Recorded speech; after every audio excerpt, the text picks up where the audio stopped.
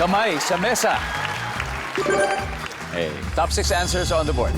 Ano raw ang karaniwang sanhi ng pangingitim ng kilikili? Ali? Deodorant. That's a good one. Andyan ba yan? Top answer. Top answer. Ali, pass or play? Of course, play! Let's do it. Pare, balik mo tayo, Andre.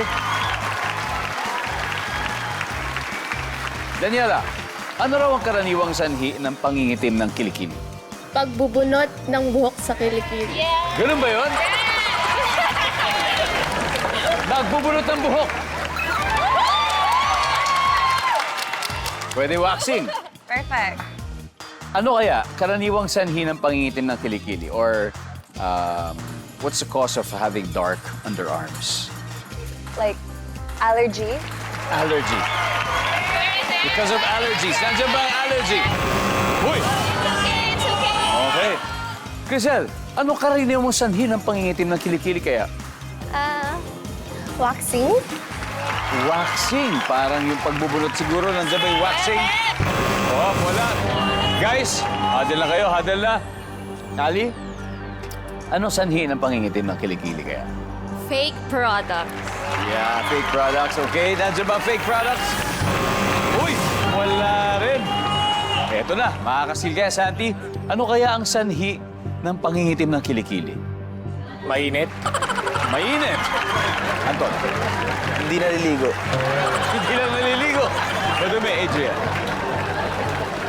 Pawis. Pawis. Andre, isang tamang sagot lang. Karaniwang sanhi ng pangingitim ng kilikili. Hindi naliligo. Yun! Hindi naliligo. Survey na, saan ba yan? Good answer. Good answer.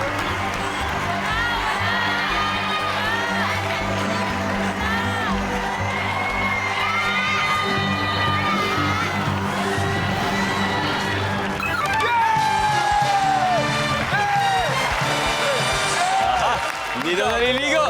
Okay. So, nakakuha agad ng 67 points ang hardcore heartthrobs.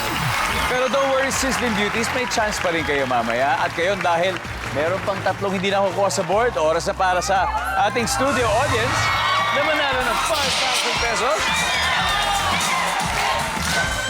Sino gusto? Kayo po. Ha? O, tara. Nay, kamusta ano pa pangalan nyo? Ano po, Kuya Dom? Ha? O talaga, sabihin nyo nga sa akin, ano kaya karaniwang sanhi? Kaya bakit nangingitim ang kilikili for 5,000 pesos? Minsan po sa pagbubuntis natin. Natin, kasama ako? Mga babae. Pero alam mo, totoo yan. Narinig ko na nga po yan. O, isang bagay na talagang kayo lang po makakagawa, kaya saludo po kami sa mga kababaihan. Katulad din mo. Ha? Nandiyan ba ang pagbubuntis? Oh, wala. Ayan nyo? Hello, what's your name? Hello po, I'm Mary Rose po. Mary Rose. Okay, Mary Rose. Ano po, karaniwang sanhi ng pangingitim ng kilikili, ano kaya? Tawas? Sobrang sa tawas. Yes po. Nandiyan ba yan? Nandiyan ba yung tawas? Nasunog? Meron. Congratulations. May dalawa pa, number 5. What is it? Number 5.